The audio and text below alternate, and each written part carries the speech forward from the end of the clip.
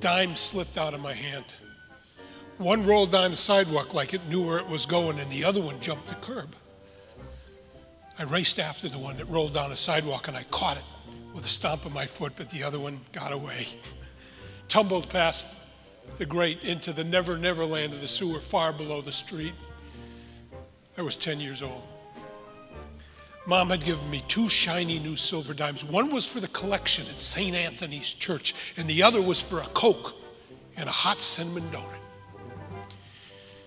As the one dime tumbled into the sewer far below the street, I exclaimed, "Oh no!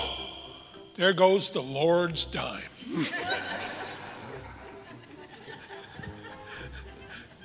True story.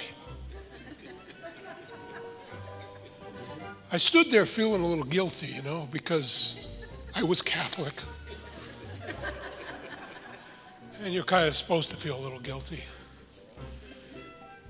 And then I started thinking it over. I thought, lots of people put dimes in the collection, so he'll be all right. And besides, he's the Lord. He could even get the dime out of the sewer if he wanted to. So at 10 years old, I had it all figured out. My grandpa, Pliny Pratt, was a lot like Will Rogers. If any of you remember the old Will Rogers, old rope-twirling humorist. He even looked a lot like him. And he was the first one who introduced me to wisdom and magic at the speed of thought. We were up one Sunday at the house, and it was fall. There were leaves all over the yard. Grandma was in cooking bread, as she often was. And Grandpa was sitting on the porch, smoking his pipe, petting the dog. And I was out in the yard kicking leaves. I was having a great time kicking leaves. Well, as you can when you're a kid, you kick them and you go up and down, up and down. You get all excited. I notice some of you maybe don't get quite as excited as you might about kicking leaves, but when I was that age, that was real excitement. Well, I kicked this one pile of leaves, and underneath it, all of a sudden, a horrendous, amazing discovery. There was this lollipop. One of those big red carnival lollipops with all the swirls. I picked it up, brushed it off, and discovered that it was hardly used at all. Now, that was a great discovery.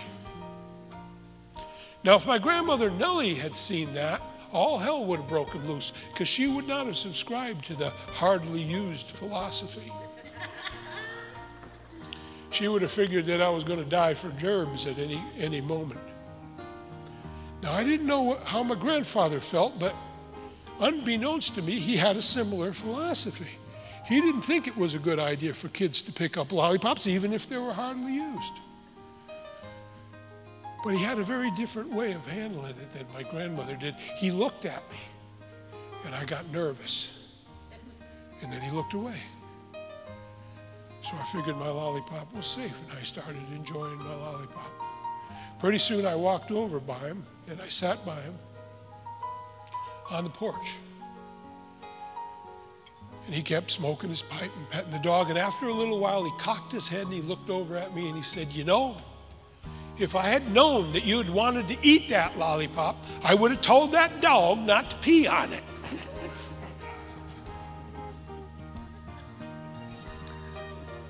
It was the last lollipop I ever picked up in my life. But look at the brilliance. Isn't it amazing? Years later, I thought of that. He accomplished his objective at the speed of thought. If I knew that you wanted to eat that lollipop, I would have told that dog not to pee on it. If Grandma had yelled at me, I don't know what would have happened. I sure would have hid the next lollipop that I found. I would have gone running away. Maybe I would have ended up in therapy. I don't know. But Grandpa accomplished his objective with that one thought. Amazing.